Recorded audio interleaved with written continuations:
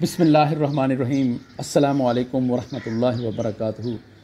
ख़वातीनो हज़रात, मैं इस वक्त चक नंबर 30 WB घबेसरांवाला तहसीलो ज़िला बिहारी दे विच मौजूद हाँ। असी अज हिंदुस्तान तो पाकिस्तान दा सफ़र पैदल करने वाले बाबा चिरागदीन नाल गुफ्तगू करांगे कि उदों की हालात सन जदों ये हिजरत करके पाकिस्तान आए।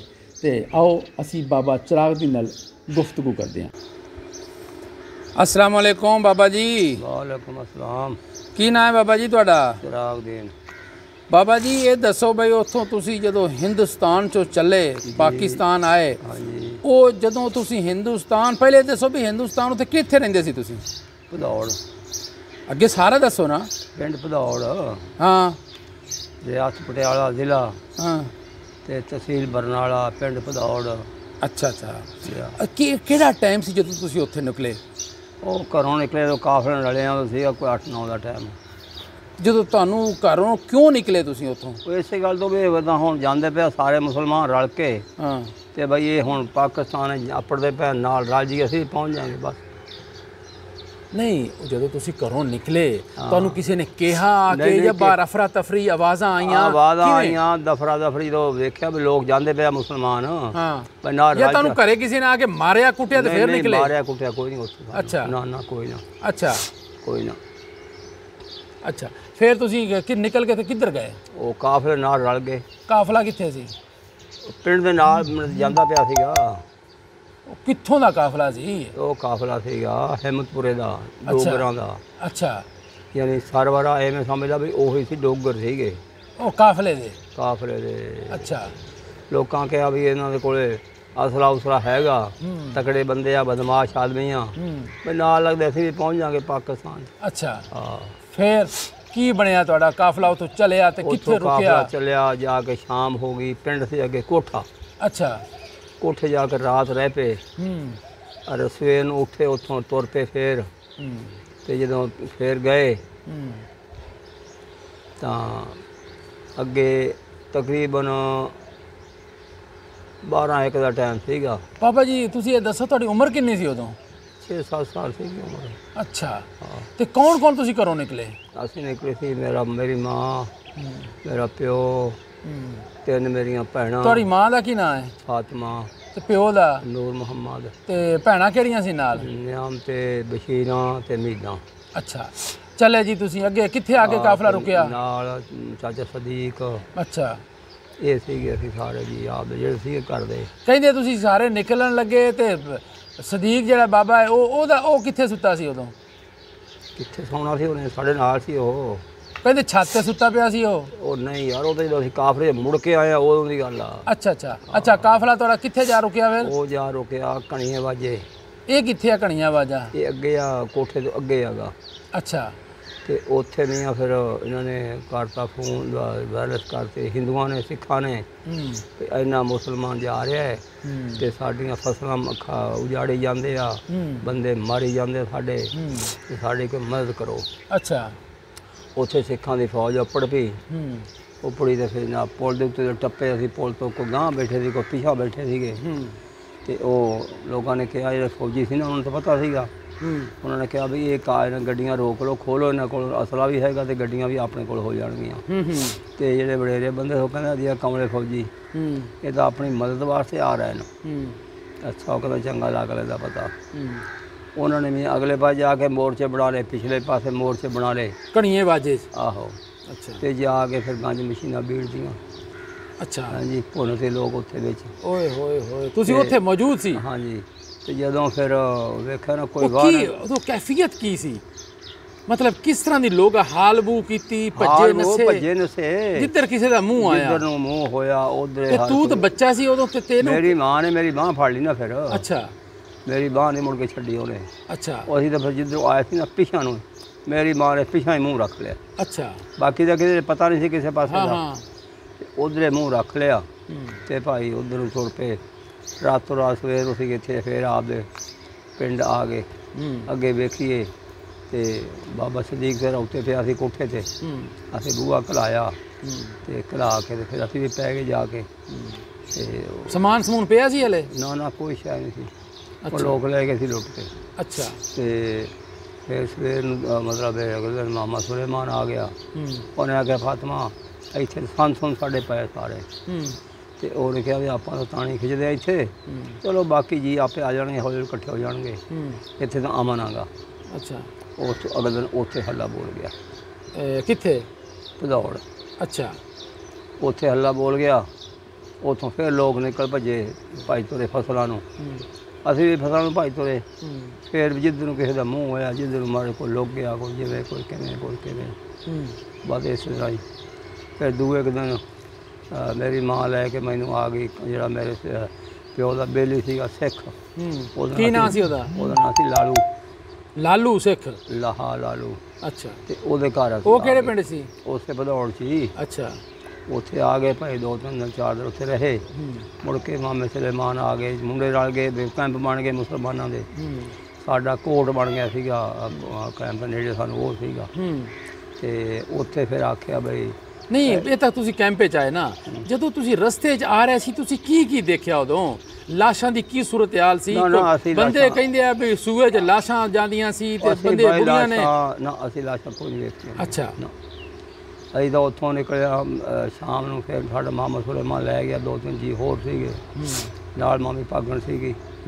ਇਹ ਮੀਆਂ 5-6 ਮੁੰਡੇ ਸੀਗੇ। ਜਿਹੜੇ ਕੋਈ ਜੀ ਲੱਭਿਆ ਉਹ ਲੈ ਕੇ ਰਾਤੋਂ ਰਾਤ ਫਿਰ ਸਾਨੂੰ ਆਪਣੇ ਮੀਆਂ ਕੈਂਪ ਦੇ ਵਿੱਚ।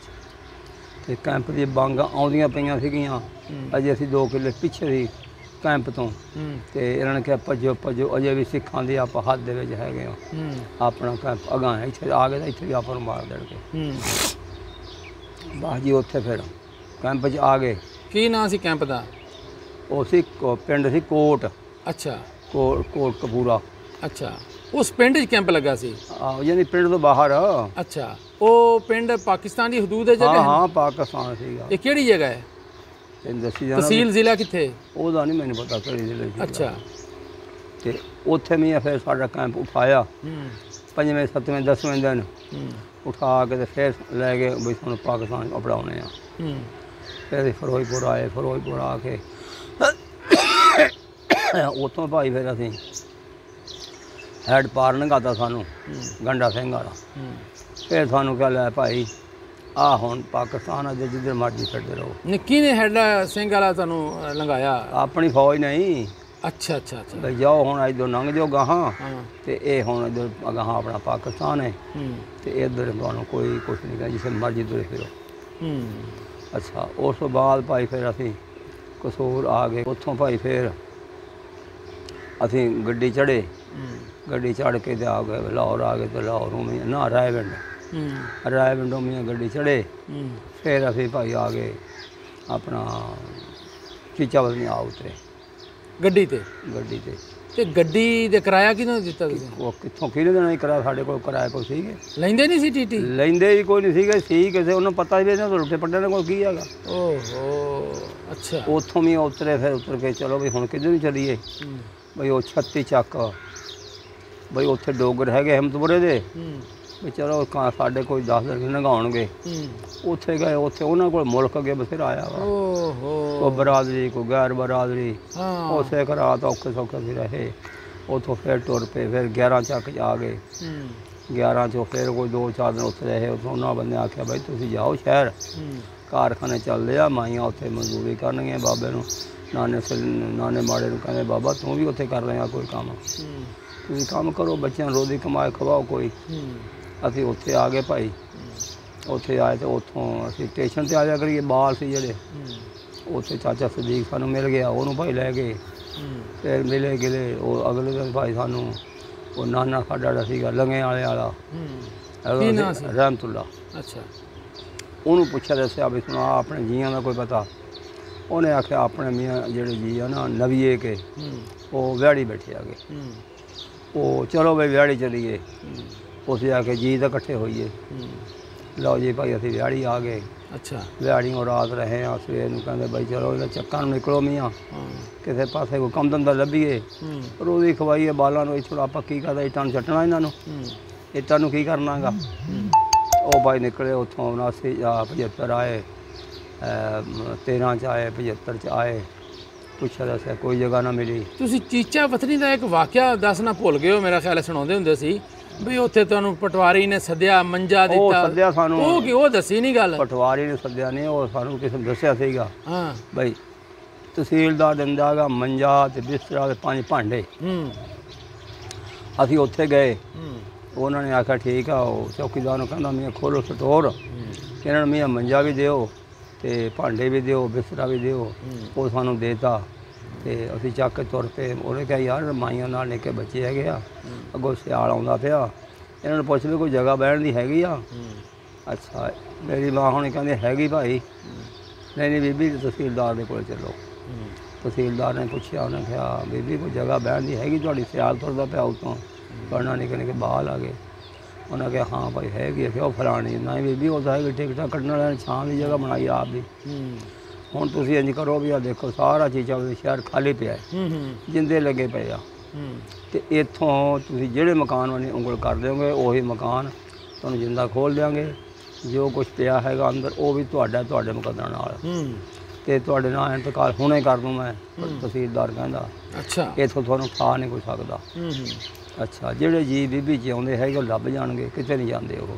ਜਿਹੜੇ ਮਰ ਗਏ ਉਹ ਤਾਂ ਗਏ, ਤੇ ਨਾ ਵੇ ਭਾਈ ਅਸੀਂ ਜੀ ਲੱਭਣਿਆ ਨਾ ਮੀਆਂ ਆਖੇ ਲੱਗੀਆਂ ਨਾ ਲਿਆ। ਉੱਥੋਂ ਇੱਥੇ ਫਿਰ ਆ ਗਏ ਭੌਂ ਕੇ। ਉਹ ਫਿਰ ਸਾਨੂੰ ਰਹਿਮਤੁੱਲਾ ਮਿਲਿਆ, ਉਹਨੇ ਆਖਿਆ ਜੀ ਨਵੀਏ ਆਉਣੀ ਆਪਣੇ ਹੈਗੇ ਵਿਹਾੜੀ। ਅੱਛਾ ਚਲੋ ਜੀ ਵਿਹਾੜੀ ਆ ਗਏ। ਦੂਏ ਦਿਨ ਮੀਆਂ ਉੱਠ ਕੇ ਉੱਥੋਂ ਅੱਛਾ ਵਿਹਾੜੀ ਆਏ ਤਾਂ ਪੈਰ ਰਾਤ ਰਹੇ, ਕਹਿਣ ਲੱਗੇ ਵੀ ਹੁਣ ਚੱਕਾਂ ਨੂੰ ਵੜੋ, ਕੋਈ ਕੰਮ ਸ਼ਾਮ ਲੱਭੋ ਆਪ ਦਾ। ਲੈ ਭਾਈ ਉਹ 13 ਚੱਕ 'ਚ ਆਏ, ਅੱਗੋਂ 75 'ਚ ਗਏ, ਉੱਥੇ ਕੋਈ ਨਾ ਜਗ੍ਹਾ ਮਿਲੀ। 79 ਗਏ, ਕੋਈ ਜਗ੍ਹਾ ਨਾ ਮਿਲੀ। 79 ਵਾਲੇ ਆਖਿਆ ਵੀ 26 ਚਲੇ ਜਾਓ, ਤੇ ਅੱਗੇ ਲੋਕਾਂ ਦਾ ਪਿੰਡ ਹੈਗਾ ਭਾਈ, ਉੱਥੇ ਤੁਹਾਨੂੰ ਜਗ੍ਹਾ ਲੱਭ ਜੂਗੀ, ਉਮੀਦ ਆ ਗਈ। ਲੈ ਭਾਈ ਉੱਥੇ ਅਸੀਂ ਆ ਗਏ। ਉੱਥੋਂ ਉਹਨਾਂ ਨੇ ਪੁੱਛਿਆ, ਉਹਨਾਂ ਕੋਲ ਨੰਬਰਦਾਰ ਨੇ ਕਿਹਾ ਵੀ ਆ ਜਾਓ ਜਗ੍ਹਾ ਹੈਗੀ ਆ। ਉਹਨੇ ਮੈਨੂੰ ਜਗ੍ਹਾ ਸਾਨੂੰ ਦਿੱਤੀ, ਕੋਠਾ ਦਿੱਤਾ ਬਹਿਣ ਨੂੰ। ਉੱਥੇ ਆ ਕੇ ਬਹਿ ਗਏ, ਕੰਮ ਸ਼ਾਮ ਆਪਦਾ ਸ਼ੁਰੂ ਕਰ ਲਿਆ। ਉਹਨੇ ਸਾਨੂੰ ਦਾਣੇ 20 ਨੰਬਰਦਾਰ ਦਿੱਤੇ, ਤੇ ਉਹ ਕਹਿੰਦਾ ਤੁਹਾਨੂੰ ਇਹ ਲੈਣੇ ਮੀਆਂ ਕੋਈ ਨਹੀਂ ਗਏ। ਅੱਛਾ, ਉੱਥੇ ਅਸੀਂ ਕੋਈ ਰਹੇ ਮਹੀਨਾ 20 ਦਿਨ। ਇੱਥੋਂ ਸਿਲੇਮਾਨ ਲੋਹਾਰ ਸਾਹਿਬ ਤੋਂ ਪਹਿਲਾਂ ਆ ਗਿਆ ਸੀਗਾ ਇੱਥੇ। ਇੱਥੋਂ ਵਾਲੇ ਬੰਦਿਆਂ ਨੇ ਆਖਿਆ ਯਾਰ ਜਾਹ ਤੇਰੇ ਚੱਕ ਦੇ ਬੰਦੇ ਆਏ, ਪਿੰਡ ਇਲਾਕੇ ਮੁਲਕ ਦੇ ਆਏ ਬੈਠੇ ਆ ਯਾਰ, ਇੱਥੇ ਲੈ ਸਾਨੂੰ ਸਾਡੀਆਂ ਬੁੜੀਆਂ ਰਾਮ ਸਵਾਨ ਜਾਣਾ ਪੈਂਦਾ, ਤੇ ਇੱਥੇ ਘਰ ਦੇ ਘਰੇ ਕੰਮ ਕਰਨਗੇ, ਕੰਮ ਬਹੁਤ ਹੈ ਇੱਥੇ। ਜਿਹੜਾ ਕੰਮ ਕਰਦੇ ਸੀ ਟਾਣੀ ਦਾ। ਅੱਛਾ, ਲਓ ਜੀ ਆ ਗਏ, ਕੱਪੜਾ ਬੁਣਦੇ ਸੀ। ਹਾਂਜੀ, ਉਹ ਭਾਈ ਅਸੀਂ ਆ ਗਏ ਇੱਥੇ ਆ ਕੇ ਮੈਂ ਆਖੇ ਇੱਥੇ ਮਜੀਦ ਦੇ ਹੱਥੇ ਬਹਿ ਗਏ। ਕੋਈ ਕਿਸੇ ਦੇ ਹੱਥੇ ਬਹਿ ਗਿਆ, ਕੋਈ ਕਿਸੇ ਦੇ ਬਹਿ ਗਿਆ। ਇੱਥੇ ਬਾਹਰ ਬਹਿ ਗਿਆ, ਕੰਮ ਕਾਰ ਸ਼ੁਰੂ ਹੋ ਗਿਆ। ਲੈ ਭਾਈ ਅਸੀਂ ਤਾਂ ਇੱਥੋਂ ਫਿਰ ਗਏ ਨਹੀਂ ਕਿਤੇ, ਇੱਥੇ ਪੂਰੀ ਜ਼ਿੰਦਗੀ ਇੱਥੇ ਹੀ ਗੁਜ਼ਰ ਗਈ। ਬਜ਼ੁਰਗੋ ਤੁਹਾਨੂੰ ਇਲਾਕਾ ਤਾਂ ਯਾਦ ਆਉਂਦਾ ਹੋਣਾ ਆਪਣਾ ਕਿ ਇੱਥੇ ਤੁਹਾਡਾ ਘਰ ਸੀ, ਉੱਥੇ ਤੁਹਾਡੇ ਕੋਈ ਤੈਨੂੰ ਯਾਦ ਨੇ ਨਾ ਉੱਥੇ ਭਦੌੜ ਵਿੱਚ ਕਿਸੇ ਦੇ ਸਿੱਖਾਂ ਦੇ ਹਿੰਦੂਆਂ ਦੇ? ਨਾ ਮੈਨੂੰ ਨਹੀਂ ਪਤਾ ਨਾਵਾਂ ਦਾ ਭਾਈ। ਅੱਛਾ ਅੱਛਾ, ਇਹ ਦੱਸੋ ਬਈ ਤੁਹਾਡੇ ਕਿਤਨੇ ਅਫਰਾਦ ਖਾਨਦਾਨ ਦੇ ਸ਼ਹੀਦ ਹੋਏ ਇਸ ਦੌਰਾਨ? ਇਸ ਦੌਰਾਨ ਜਿਵੇਂ ਦੇਖ ਲਾ, ਮੇਰਾ ਪਿਓ, ਅੱਛਾ, ਮੇਰੀਆਂ ਭੈਣਾਂ 3, ਅੱਛਾ 4 ਹੋ ਗਏ। 3 ਭੈਣਾਂ? ਆਹੋ, ਕਿਹੜੀ? ਨਿਆਮ ਤੇ ਤਾਂ ਇੱਥੇ ਆ ਗਈ ਸੀ। ਨਹੀਂ ਆ ਗਈ ਸੀ ਨਾ, 3 ਭੈਣਾਂ ਸੀ ਨਾ ਇਹ। ਹਾਂ, 2 ਸ਼ਹੀਦ ਹੋ ਗਈਆਂ ਨਾ, 2 ਮੇਰਾ ਪਿਓ ਦੀ, 2 ਮੇਰੀਆਂ ਭੈਣਾਂ। ਅੱਛਾ, ਹੋਰ ਕੋਈ ਰਿਸ਼ਤੇਦਾਰ?